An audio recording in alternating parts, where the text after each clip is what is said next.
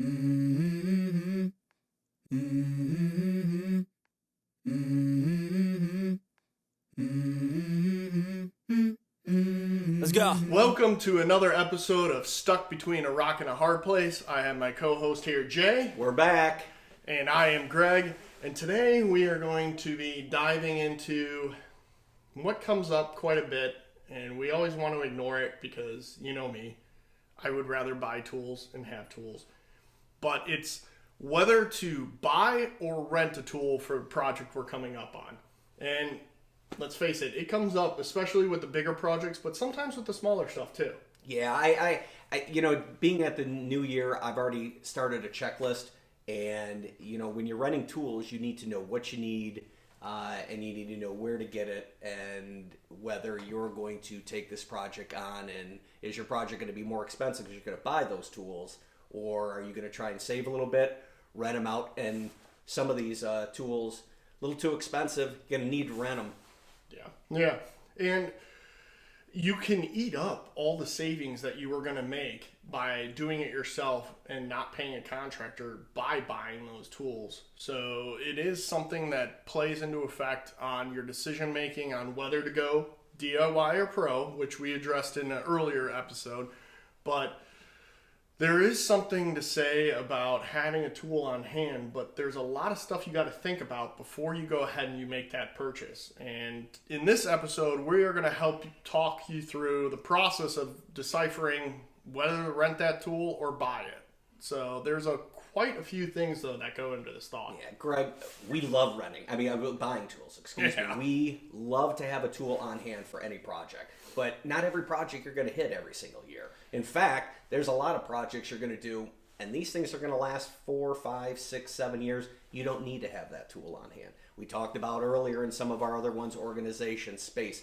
You're not going to be able to put everything in your garage, and sometimes, renting that tool for that one-time project is definitely the way to go. And we're going to talk a little bit about that. Yeah, and I think you hit a few good points, but one of the major ones is how many times are you going to use this tool in the future, and what is that time frame of the next usage of this tool? Great things that I think of right away is like your compactors or your trench diggers. A lot of that stuff is really sometimes is a one-time job and it's done for the rest of its life. Or maybe with the compactor and you're doing, your pavers and stuff like that, it doesn't come up every year that you need something like that. Yeah, when I'm looking at you, I also know that you like to keep a clean shop and a clean tool. You get something like a cement mixer, okay? They just let that thing trash out all the time.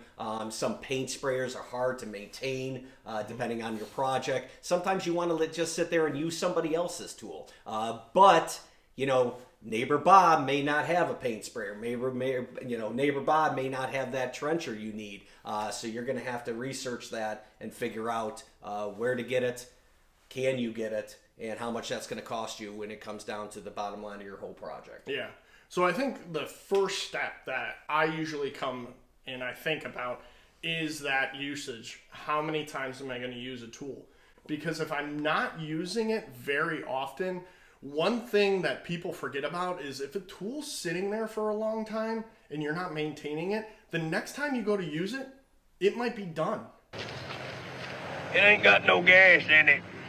Yeah. You might be dumping in more time getting it back up and running and ready to go than you could have if you just rented it when you needed it. Yeah, Greg, you got to decide if you want to maintain and do maintenance on your tools as well. A power washer has to be maintained all the time, else that thing is going to go down at some point, and you're going to be buying a new one. So that's the kind of person you got to decide you are. You got to decide if you want to buy or rent this tool.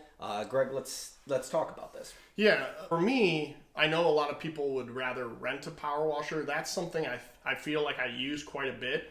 So maintaining something like that is all right because when I have the time to do something, I don't want to have to run out and grab it, rent it, hope one's in stock and available, and I can get my job going instantly. I wake up and ready to go. So that one is going to get repeated use for me, and that is why I decided I'm buying a power washer, just because it's also one of those things.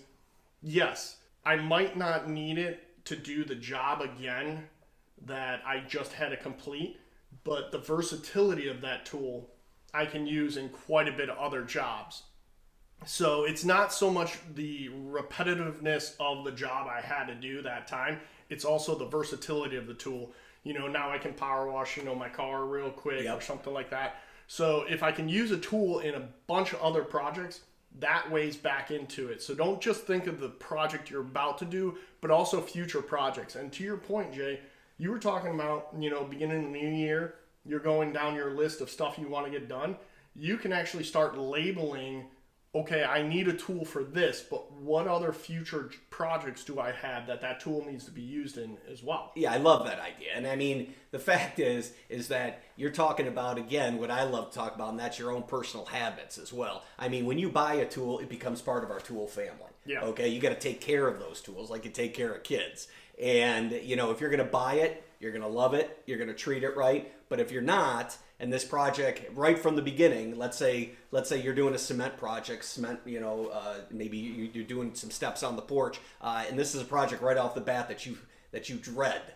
Okay, most likely buying tools for that project isn't going to be something you're going to want to bring into the family and maintenance. So keep those things in mind, and you're already taking us down that road of, hey, how many times am I going to use this tool, right? Hey, do I want to maintenance this tool? One of the other things about these tools that we have to realize is that what is the cost, the initial cost of those tools? When I make my list out of projects, I don't want to outdo my project with the tool cost. If I don't, so all of these have to kind of line up per your project. So when you look at that, there are tools that are cost, and a lot of times the day of the $2, $5, even $20 tool is kind of past. Yeah.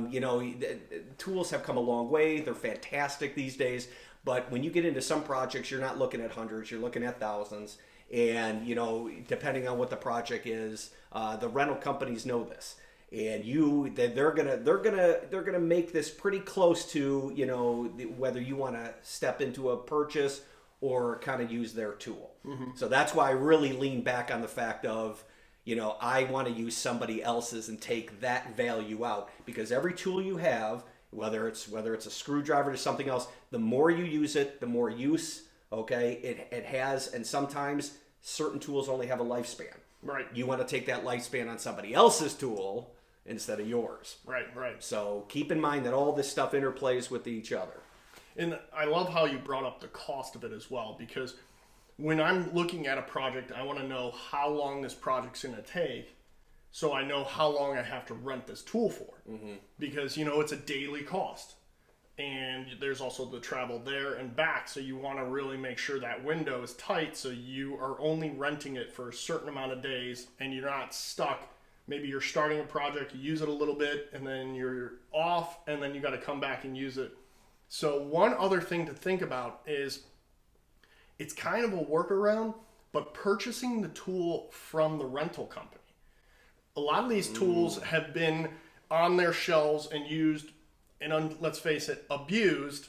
So you Yes. definitely want to check out the tool that you're getting, but the price that they're going to sell it to you at is going to be discounted because it's a used tool, and it might be cheaper than renting it for your full window. Now, if it's a tool that it is a one-off that you're only going to use a few times, what I would like to do is I'll purchase it from them, use it, so now you've saved money already, because that window that you were going to rent it was already going to be more than what they were going to sell the tool at. So now I've saved the money there because I bought the tool, but I don't need to keep it. So I'll go ahead and I'll put it on, like a Craigslist or a Facebook Marketplace, and I can sell it at a low bar, because whatever I make is a profit, because it already offset that rental cost. Sure, and I, this goes into a whole nother section of whether you rent tools, the time you're going to need that tool. Are you going to need that tool for 3 days? Are you going to need that tool for a week?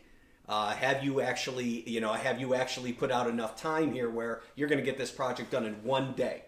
A lot of times I tell people, hey, you got 1 to 3 day project, and you only have to rent that tool, okay, for less than a week, or let's say even the best case scenario, 48 hours, because I know a lot of rental places will keep a 48-hour tab on your rental. Now you can keep it cheap, but you start taking that thing for a week, your project, you run into issues, that kind of thing, you're going to run up that rental cost, and you may find yourself saying, hey, why didn't I just buy that tool?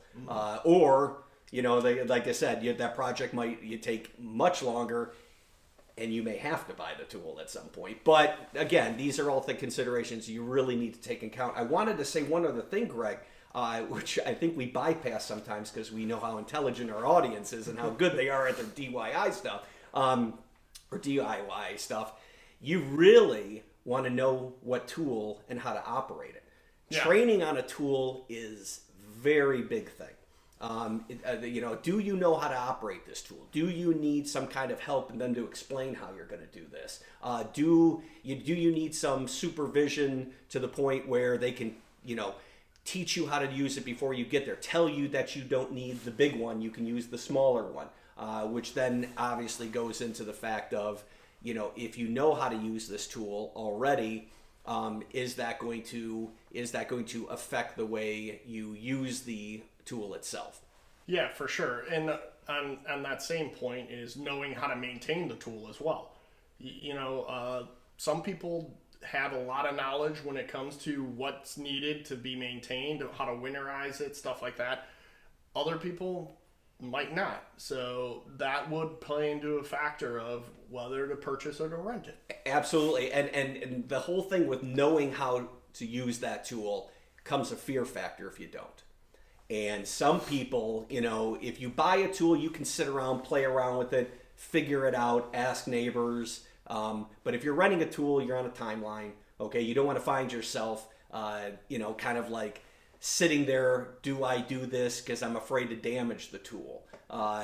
Is this tool too much for me to handle? Again, this would push you back into our old podcast of having a pro do it. You start getting those fear factors, whether you're fearful of renting a tool or how to use it, you may want to have the pro do it. Right. But like I said, I know that our viewers are very versed in a lot of their tools, so we want to just get to the rental or the buying. And then one of those other points that you hit, and I think this might be one of the most important points, is your space to store some of it. Some of the stuff is big, and you need to understand that when you're done with the project, it has to go somewhere. And is it going to affect your future jobs now? Because now that's something else that needs to be navigated around. I mean, I'm not going to lie. I would love to own my own tractor or my own Bobcat. I'm not like my brother-in-law, though, who has, acreage on a farm. Yep. Where he's got pole barns and storage containers where he can tuck this stuff away. Also, he's using it quite a bit. Mm-hmm. So things aren't just sitting there. Our shops are a little bit smaller. We're working out of garage spaces or utility rooms and stuff like that. So the bigger things need a space to live. And if you don't have it, it's going to force you into that rental. That's right. And know that some rentals, you got to have a hitch, a truck to even bring it home. I mean, you're going to need a log splitter. It's not something you're going to throw in the back of your van. You're going to have to pull that thing home. You're going to have to know how to use it. You don't want to damage any rental equipment. This is where you get into trouble with some of this stuff. And we'll talk about that a little bit later about how you go about renting. But something, Greg, we're thinking about it. Like, what are some of the things that come to off mind, the things that you would buy over renting? For myself, the power washer was one that I would purchase rather than renting, just because of, like I said, it seems like every spring, even in the summer and then the fall, this thing's getting used. For me, really, the only time that power washer is shut down and not in use is on a day like today when we're up north. We're getting hammered, snowed. You can see we got coats on. Yesterday it was like 0 degrees. Yeah. It was a polar vortex that came through. But pretty much 3 out of the 4 seasons that thing's getting used, and I have space where I can tuck that thing away.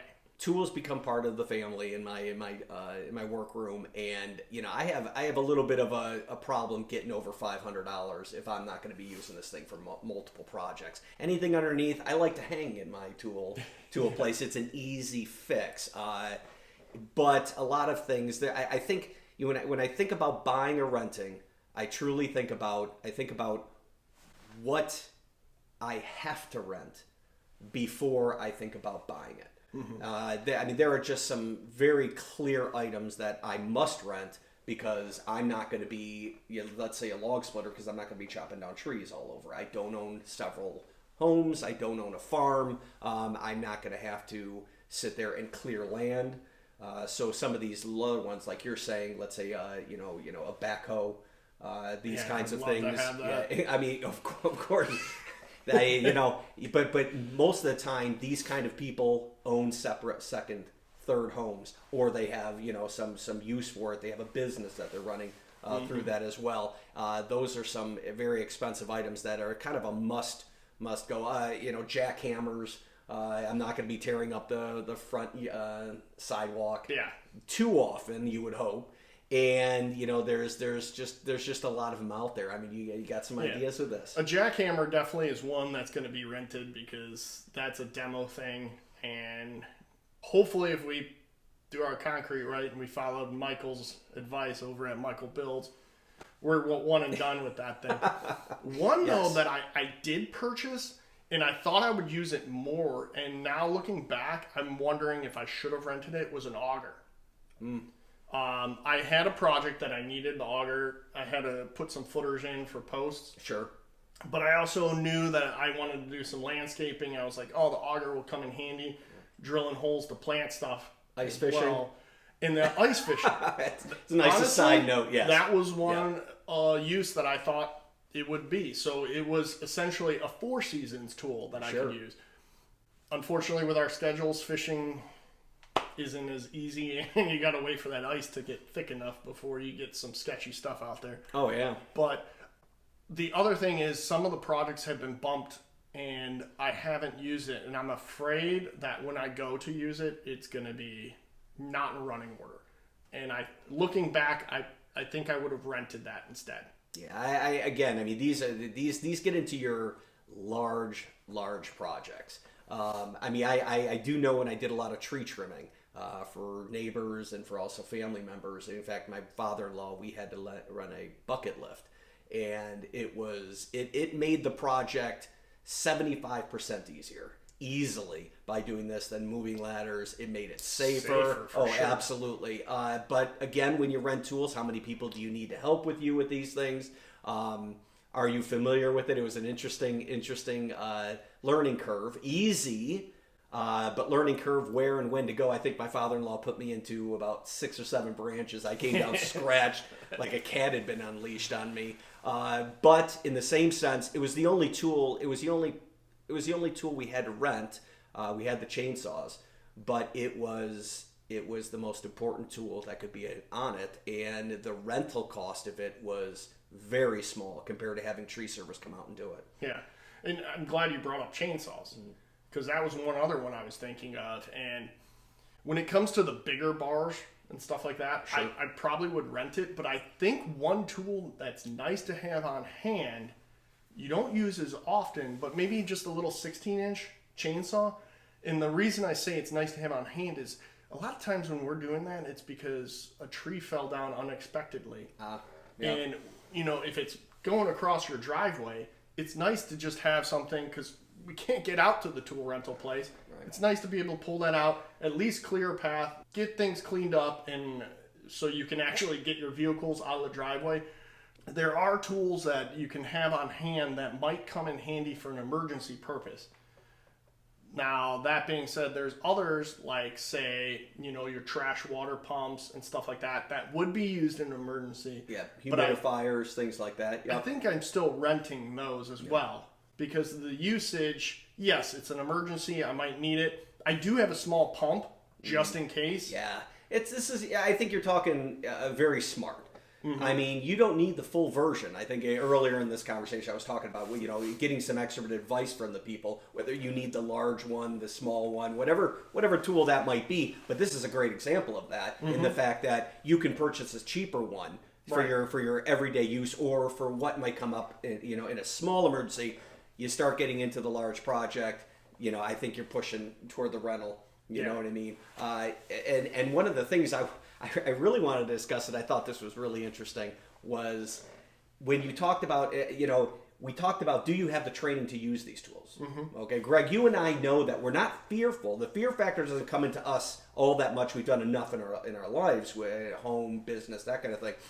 But what does come in is you and I get excited about projects. Oh, yeah. You and I think we can do everything. Okay? But what you have to realize is that what you think you can do can't always do. And sometimes buying all the tools up front, thinking you could do something, and then ended up hating it. Okay? I know a lot of people. I know people who have gone into biking. I know people who have done snowboarding. I know people who have bought all the equipment and then suddenly do it once and they don't like it. I would akin that to purchasing, let's say, like I used to be in flooring, buying all kinds of flooring tools. Okay, doing one hard floor, okay, can change your mind of whether you want to sit there and carpet stretch, do seaming, ripping up a bad tile job if you get it wrong. So a lot of these tools can be rented for very cheap, and you can test the waters of some of these. Hey, I want to try this. Hey, I want to become this. It's a great way to test them out and not have to invest, heavily in something yet. It just may not be your cup of tea. Yeah. All right, Greg. Well, we talked about the rental versus the buy. Okay, and we've talked about it's a personal preference. It's going to be to the job. It's going to be how comfortable you are. It's going to be your price point. Those kinds of things. Personally, you and I do projects differently. You know what I mean? I'm a little bit more organized chaos. You're a little bit more have it all, ready to go right off the bat. Like we did when we did our pro versus doing it yourself. Let's throw a couple out here, okay, for our audience to kind of think about themselves. And is this the type of equipment that you would purchase, okay, or would you rent, and why? I'll save you the time. Oh, okay. Purchase. No, I'm just kidding. No. Yeah, I think that's funny because that is who you are at the beginning, yeah, right? I mean, you got to know that about yourself. Me, I'm going to sit there and say, something, I need the money toward the project. Tools are going to be my second thought. You're going to be thinking tools first thought. Man, because I want that. Yeah, it's going to look beautiful on my shelf. That new shiny item. Exactly. So, one of the things I would ask, and one of the things that I hate doing, because I talked about projects that I hate doing, is drywall. You know what I mean? Are you the kind of person who's going to have scaffolding or a drywall lift, that you can take apart and put in the side of your garage so anytime you need it? Or are you going to rent this? It's funny you brought up scaffolding because I've already looked into this. All right.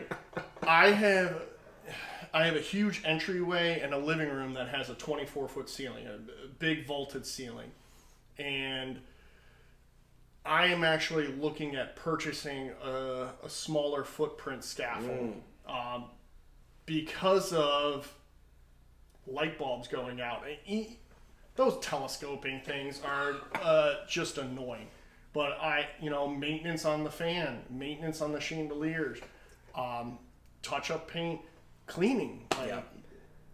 So for my purpose, I am looking at purchasing. Okay. What's holding me up is the space. This thing's got to fold up and go somewhere, so that's why I haven't purchased it yet. But I'm getting to the point where I've needed scaffolding enough that it's getting closer and closer to purchase. Yeah, it's funny you say that because I think of I too have one vaulted area in my house, maybe because it's only I have one. That I'm still just using my extended ladder, and I literally put that thing sideways like this across one part of the floor, and I am standing on it, not sure if it's going to take my weight and balancing. I mean, basically having a tool that barely gets me that job done. But I don't see anywhere that I'm going to use that tool in the future. Mm-hmm. And because I told you already that the main issue with this would be drywalling, whether it's a lift or the scaffolding. I would rent. I would rent for the purpose because if I'm going to hit a job this hard, I'm gonna want a full scaffold. I'm gonna want the proper equipment, and I'm gonna be doing a big project, not just the ceilings or the lights. That's my view. So that little tool that gets me just there, that's what I'll purchase. Leave the bigger one, for the rental. Makes sense. Yeah. How about, let's say, a cement mixer? Rent. Okay. Rent for sure. Because it's more for a bigger project. If I have a smaller project, I can just use the drill attachment and mix maybe a 5-gallon bucket when I need it here and there. I don't do enough cement work to justify buying myself one of those. For me, the cement mixer would be I would love a cement mixer. So I would love to have the tool. But my big thing with cement is that it's messy. It destroys the tool most of the time.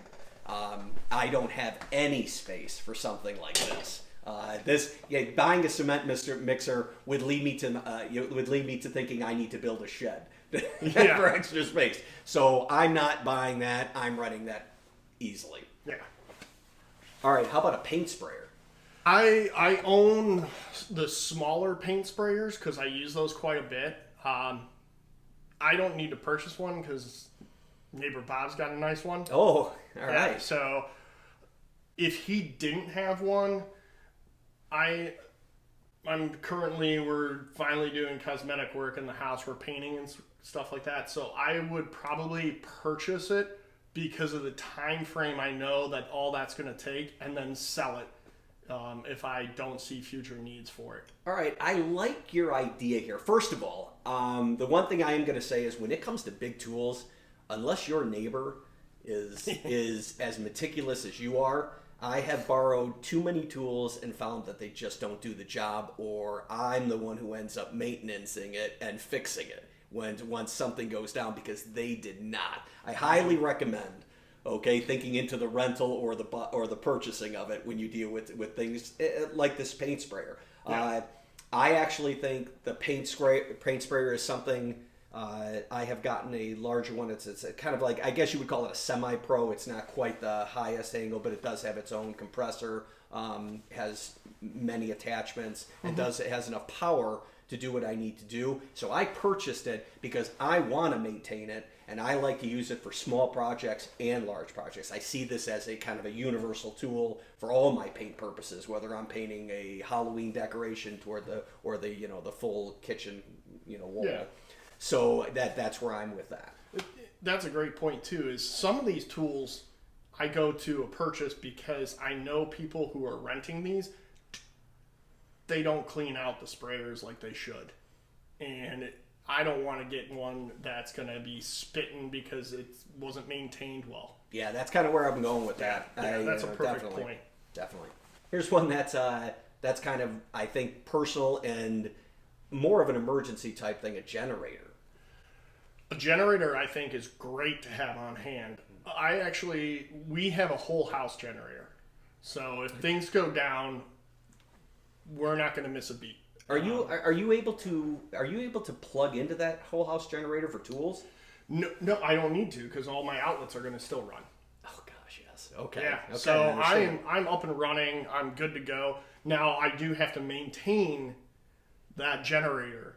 It's not just something that just can sit there. And in fact, it runs once a week just to make sure that it's getting usage. There you go. So, but for a smaller generator, I think they're great to have on hand. Even the, I guess they're technically still generators, but the little, the power stations, they call them now too, that it's not taking gas or fuel really or anything. Some of them run off of solar instead. Yeah. I think those are great to have on hand, to the point when we were talking about emergencies, having the small chainsaw on hand. It's something that if I need it, I don't want to have to run somewhere and get it. So if you have the space, I think it's a great purchase, especially if you're in an area that loses power quite a bit. Yeah, so for me, a generator is a must, only because I find myself owning, since we do have a commercial, we own a commercial property as well as, or a rental, and as well as the home, I like to be portable. It needs to be portable. I never know which one might lose power at the home. And again, I want to be able to be portable with my tools as well. So I really have two left for you. Okay. Both of them, I can see both ways, but would love to hear your opinion on it. First one's compressor. Large compressor. You know me. I got a big boy. Okay. And I got small ones. Okay. So you've purchased the I got a the 20, gamut. I got a 27-gallon. I got an 8-gallon, and then I got the little pancake, which I think is only like a 1 or a 3. Sure. That's your portable. Yeah, technically the 8-gallon I purchased as a portable. It shouldn't even belong in the game. Okay. Go big or small. It's Well, like, there's a thought, right? It's almost too big, and it's annoying to travel with, but it's too small as well to run some of the bigger stuff, especially on the metal side. So for me, I'm using those quite a bit, but it's also the versatility of it, because now there's even simple stuff like blowing up tires on a car or kids' toys and stuff. I can use it for that as well. Yeah. So I get a lot of usage out of it. So I am purchasing that. I'm not renting it. As well as the maintenance of it is not very difficult. You just got to drain it every once in a while. Correct. I mean, this one goes kind of that. This kind of was that gotcha one. I mean, that to me, that's a home staple. Yeah. You know, if you know, and funny, we should probably do a podcast of, you know, whether our son or our daughter, what would be the home staple of tools you would have for a first time, you know, home buyer. Yeah. I think a compressor fits right into that. So that's an easy buy. The next one has to do with a little bit of the outdoor, and that is a wood chipper. Has a lot of versatility. Yeah. You know, people think that a wood chipper is just when you chop down a tree. It really isn't. I mean, for anybody who's owned a home that has enough trees, enough, landscaping to do, you can literally throw all the branches that fall down. You know, you'd be amazed at how many neighbors need it. You'd be amazed at how overgrown things get quickly around the house, or how, you know, you end up pulling up some of the bushes around your house, whether they die or they get killed by the snow. You'd be very surprised at how much a chipper can be helpful. However, I have borrowed chippers from other people, and like I said, they need to be maintained, but they're powerful tools. I want to know what your opinion is on it. I would love to own one. Mm-hmm. I can't justify it with the where we live. Like you said, yes, I'd find a lot of uses for it, but I can get away without having to use it for what I need. If I had acreage and stuff like that, 100% I would own one. See, I want to buy one. This has been actually on my heart for several years. But once again, it comes down to garage space. This isn't something I'm pulling down into the basement, and I'm certainly not going to leave it outside. So it has to go in the garage. They haven't come up with the quote-unquote compact, wood chipper, but I would love to be able to do my own mulch. I mean, there were so many times I've had to purchase mulch, and this actually, if you think about it, over the years would pay for itself. So there are, that's the other thing I wanted to get to here at the very last one, was some of these things pay for themselves over time. Sure. And now we all know that in a lot of things, but, in an initial purchase versus rent, that's got to be part of the equation. Yeah. You can recoup the cost by selling it again, like you mentioned, on the marketplace and things like that. The only thing I'm going to say about that is that I bought and used tools. I've been on the marketplace. I've used other tools from friends, but I haven't actually rented them. Just make sure if you're going to take this step that you maintain that tool as well. Yeah. You don't want to lend it off to a neighbor, but you certainly don't want to rent it for somebody for some money, or you don't want to sell it off and be that guy who sold a bad tool. Right. I mean, let's take a little responsibility within ourselves, and I know our viewers are all responsible. Else you wouldn't even be looking at videos to figure out what you're going to do. But let's kind of be those people that take that step. You know what I mean? Character means something when we do our projects, when we deal with other people. I love that idea of selling the tool after when you're done, especially if you took care of it. For sure. And don't be that guy who, goes to Harbor Freight, purchases the tool, uses it, brings it back and says it didn't work. Yes. One, you know who that tool's going to end up is with me, because I hit that clearance open box section all the time. And if you messed it up, I'm not going to be happy. Correct. That's great. I mean, I've been there myself. I mean, I have tried, and I think anybody who's logical and has a little bit of trying to save a little money here and there has always tried that stuff, and you get burnt. And when you do get burnt, it's always at the worst time. You know what I mean? So just keep an eye out for those trick boxes. In fact, even on Amazon, I bought some tools, and it's as clear as day when I open it up that somebody's already used it or it's missing pieces. Yeah. So you can't have that. No, and it annoys everyone. And yeah, to your point, one day you're going to be the person who purchases that box, and you can't be very upset if you've done it to how many other people. So a lot of times we're thinking. We've kind of come to the conclusion of we got to rent this, but a lot of people don't know where to go. Sure.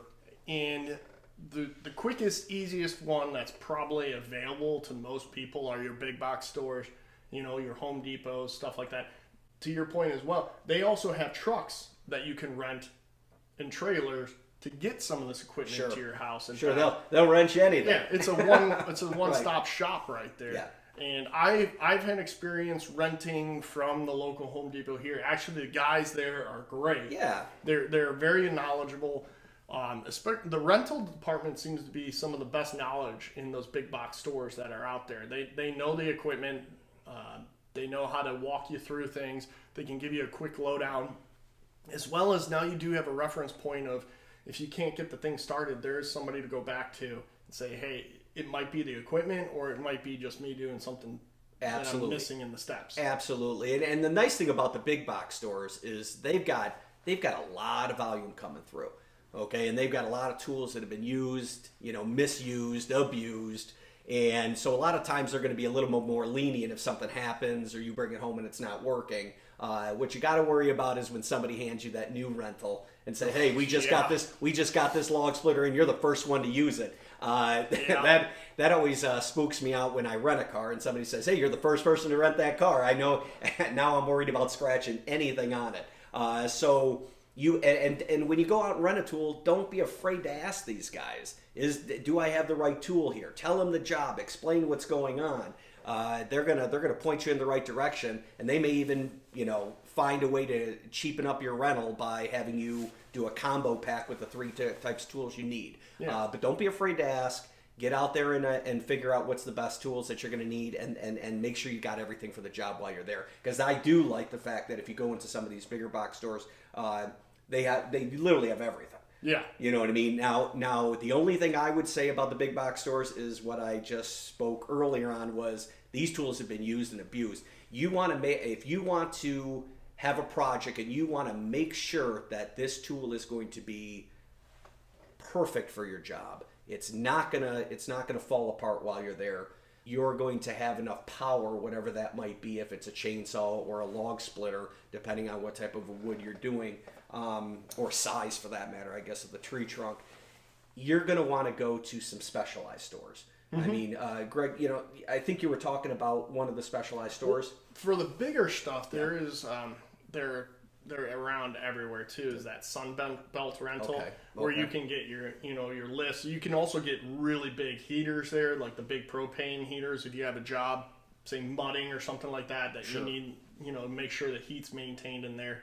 So they have like the larger equipment to really tackle some of this. But to your point, you'd have your big box, you have that store. It's good to shop around and kind of get a price range as well, because you don't want to go right to the first one. Do yourself a quick Google search, because there are the mom and pops out there. Yes, I love mom and pops. I to be honest with you, I think that their rental terms are a lot more lenient. A lot of times you can find a tool there where some of the other stores might be out of it for weeks. I tried to rent a tool one time and they simply didn't have it for 2 weeks. Yeah. Or I needed a truck and I couldn't get one. Yeah. So you get, the mom and pop places, they may be your only option.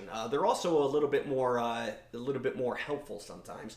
Maybe they've done the project themselves, and maybe you feel more comfortable going into there than having somebody who's a pure expert trying to tell you that, how ridiculous you are coming and asking for the wrong tool. But that's, again, these should all be looked at. Yeah. to maintain the right price, the right fit. I mean, you want to, like I said, we've always talked about this. It's the flow of the job. It's the comfortability that you have doing it. And there's different levels for all kinds of this stuff. I mean, I know from growing up, my dad, we are back in Ohio, the storm lines actually go, we don't just dump into lawns like up here in Michigan. They actually have storm lines that take that storm water from the gutter systems out.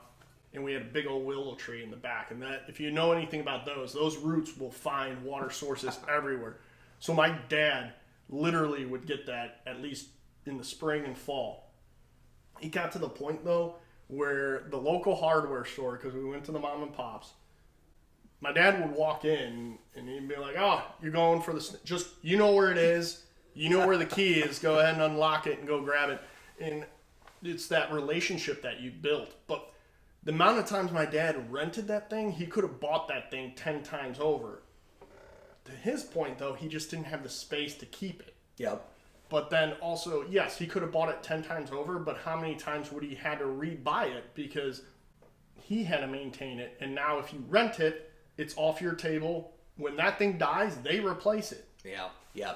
And you know, one thing I do want to, you know, take a little bit of time here, Greg, is that, you know, when you do rent, these are other people's tools. These are a business tool. You're going to have to sign a rental agreement. And some people are comfortable. Some people sign on the dotted line, read nothing. And you know I have just a slight bit of legal history. You need to read your contract. You know, it's going to tell you, it's going to give you some terms that you don't even think about, such as the fees that go along with it. Penalties for bringing it back late, some of the things they expect penalties you to do for bringing it dirty. Oh, bringing it dirty, exactly. You know, are the delivery fees twice as much as the rental fee if you're going to have it delivered? You're going to really want to read these contracts, no matter how unfun it might be. This is pretty serious stuff when it comes to the point of do you end up breaking the tool? Mm-hmm. Who's you know. When I rent vehicles for trips, I know that my insurance covers it. So I'm covered there, but a lot of people still like to take out the insurances. I'm not a big one to ever do that with cars, but if you're running a large tool that you know you're going to put through quite a bit of work, some heavy duty stuff, it may not be, and it may be worth your time and give you some peace of mind to take that insurance out on that tool. Not a lot of people do it. Sometimes the rental agreement already has it in it. I have had some where 15% of the entire cost was an insurance that they made you take before they took the tool. You took the tool out of the place. I actually kind of like that because it's kind of an upfront cost. And you know the cost. Correct. And you know, but you want to make sure you know what that is, and if it's you know something that you can afford and something that you think that might be you know important because you're gonna, like I said, you don't know what you're doing fully, or you're going to put this thing through such its paces, you may want to take out that insurance. So these are the things you want to, you know, definitely take a look at that contract. Just don't walk in there, sign off, and walk out. There are too many pitfalls that can happen in one of these rental contracts. So definitely take a look at that. Yeah, and to your point, take a look at the tool. If it's a bigger tool, walk around and make sure it's in work. Yep. And if you have the opportunity, try to fire it up while it's still there. have them teach you how to do it right off the bat. You may have run one of these before. Now you're renting a tool 5-10 years later. There's a lot of changes, a lot of things you got to do right. Which the startup sequence, right? Absolutely. Full gas, choke, oil, all that, everything. Yeah, each tool, even though you might have used a tool in the past, each one has its own different process. Yeah, I mean, throughout my life, I have been the person who has said, "Hey, guess what? I'm done with this job. I drop it off. Hey, is this a good place to put it? Sure, no problem. Leave it there." End up going back, and they told me, "Guess what? You didn't fill the oil up. You didn't fill the gas up. We're going to charge you this," and I'm like, "My God, yeah, I can't believe how much you're charging me for this." You know, these small little things that I could have done, could have read up on, should have known before I rented it out. Yeah. Yeah. So wrapping this all up, Greg, I almost look at the fact of a rental can be a really, really good way to save money, be efficient, Get some info, get a tool, practice on a tool, have some fun with the tool, have an excellent time with the tool. As long as you do some forethought and thinking about, one, whether you need that tool rented, how much it costs, can I do this project myself, and is should I purchase it or rent it? And I think when you have some time to look it over, you're going to find out that sometimes renting the tool is the right way to go, sometimes it's the wrong way to go. And maybe if you're on that fence too, maybe that's a good indicator to rent it. And if you do find yourself going back and using this tool over and over again, now you can say, okay, now is the time to go ahead and purchase it. Yes, you could have saved money maybe buying it up front, but it's almost like an insurance thing of if I'm going to use it or not. So I'm not going to dump a whole bunch of money in. I've been this person who I bought a tool thinking it's going to be awesome, and it just sits there because I never get to it, and I've used it once. But it also gives you the experience in that tool with having a little bit of a resource, because we've talked about in the past, when you're tackling jobs, who are your backup, who are your resources. Renting a tool does give you another resource that you wouldn't have access to. Wow, Greg, that just made me think about another way. I mean, if you're thinking of investing in a tool, okay, rent it first. Yeah. I mean, if you're going to spend $500, $1,000, $3,500, a great one for me would be a zero-turn mower. Okay, yeah. Do you need a zero-turn motor in with your 1,000 square foot home that's in a neighborhood? Maybe not. But if you rented one, you'd sure know. You know what I mean? You know how to operate it. You know the pitfalls of it. You know how convenient it is. Okay, I mean, again, seems like too much of a step, but when you're talking about $2,500, $5,000, $10,000 mowers, okay, renting it for $100 on a weekend is a drop in the bucket. So it's a good way to get familiar with those things. Yeah, so I those are some great ones to pull up. I would say for our viewers, go ahead and leave down in the comments maybe one tool that you purchased and you wish you didn't, and one tool that you maybe rented and you wish you would have purchased. I think those are great, and share maybe your whys. Just because it helps out the whole community, and everyone has different experiences. The more we share, the more we learn. Yeah, and again, I mean, like I said, there's always a purchase fail and a rental fail. Don't be afraid to let them know. We've had them, but we are always looking for your comments. And again, feel free to subscribe and be part of our our evolution through our hive. Exactly, our hive, trying to get you just the common sense information that we think everybody should need when they hit their DIY projects. Yeah, so hopefully this will help you guys with your projects in this upcoming year and into the future. We always appreciate you guys watching, and until next time, thanks for buzzing by. You take care. And I don't know where I was going to go with that one. Too far off. Main path. No.